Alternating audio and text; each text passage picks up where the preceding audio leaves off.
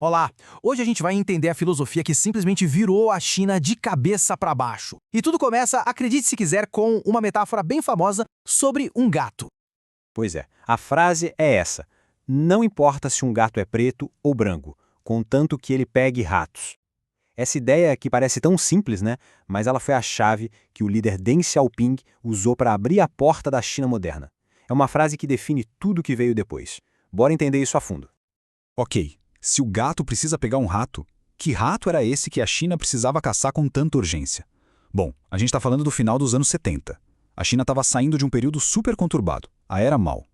O rato, então, era um problema gigantesco. A pobreza, a estagnação econômica. O desafio era, literalmente, tirar o país do buraco. E para essa caçada, a filosofia do Deng foi, bem, pragmática. A ideia era focar no resultado, sabe? Não importava o método, a ideologia, se era de um jeito ou de outro. O que importava era pegar o rato. E foi daí que nasceu o que a gente conhece hoje como socialismo com características chinesas. E aqui está o pulo do gato, sem trocadilho. A questão central é essa. Os métodos, se eles parecem mais capitalistas ou mais socialistas, isso ficou em segundo plano. O que importa de verdade é a prática, é o resultado. A única pergunta que valia era: isso funciona? Isso traz prosperidade para o país? Se a resposta fosse sim, então esse era o caminho certo. E olha, funcionou. E como funcionou? Essa abordagem pragmática mudou completamente o rumo da China. A gente está falando de décadas de um crescimento econômico, assim, exponencial. Uma modernização absurda. E tudo isso com um foco total em eficiência, em governar de forma técnica, eficaz. Essa busca por eficiência tem uma consequência bem interessante que a gente vê até hoje. É a ascensão dos chamados tecnocratas. Pensa bem, líderes como Jiang Zemin, Hu Jintao e até o próprio Xi Jinping, o presidente atual, todos eles têm formação em engenharia. Isso não é coincidência, né? Mostra um foco muito claro em resolver problemas práticos, em vez de ficar preso em debates ideológicos. Ok, agora vamos dar um salto no tempo para os dias de hoje. Porque sob o comando de Xi Jinping, essa doutrina pragmática, ela não só evoluiu, ela se transformou.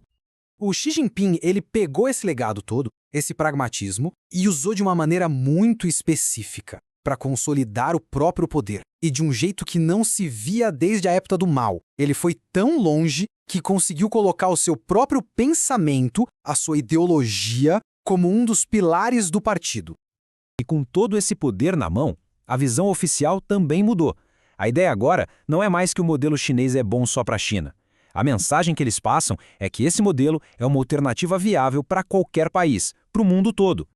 É aqui que a coisa fica global. A ambição cresceu. O gato pragmático continua lá, faminto por resultados. Só que o rato agora é outro. A caça hoje em dia é por influência internacional. O objetivo é redesenhar o tabuleiro do poder mundial. E para caçar esse rato novo e bem maior, a China está jogando em duas frentes ao mesmo tempo. É uma estratégia de duas vias. De um lado, eles estão trabalhando por dentro do sistema que já existe, sabe? Aumentando a influência em lugares como a ONU. Mas, ao mesmo tempo, eles estão construindo uma ordem paralela, um sistema alternativo com a China no centro. É aí que entram instituições como o Banco do BRICS ou a Organização para a Cooperação de Xangai.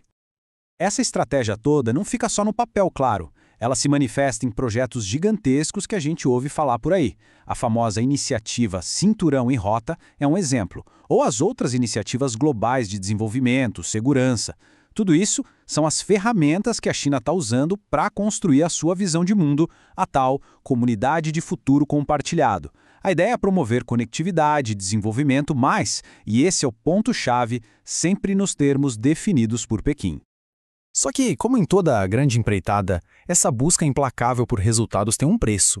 E esse pragmatismo todo, tanto dentro quanto fora da China, traz junto uma série de contradições e custos bem altos.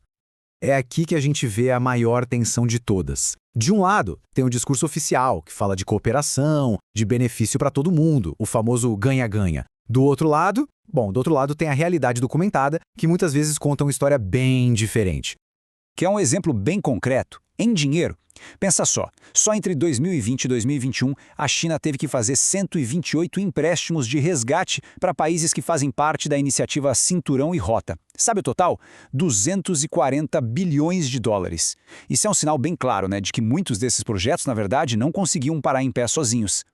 E dentro de casa, o que acontece? Aquele pragmatismo todo focado em resultados vira uma máquina de controle. Ele se manifesta num sistema de leis feito sob medida para garantir o poder absoluto do Partido Comunista.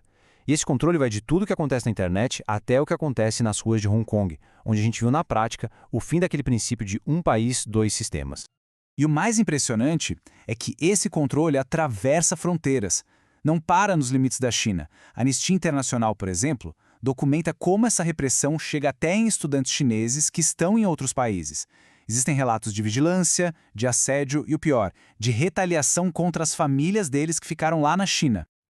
Ok, então a gente viu a origem, a evolução, as ferramentas e as consequências. Juntando tudo isso, qual é o saldo final? Qual o verdadeiro impacto dessa doutrina no mundo em que a gente vive?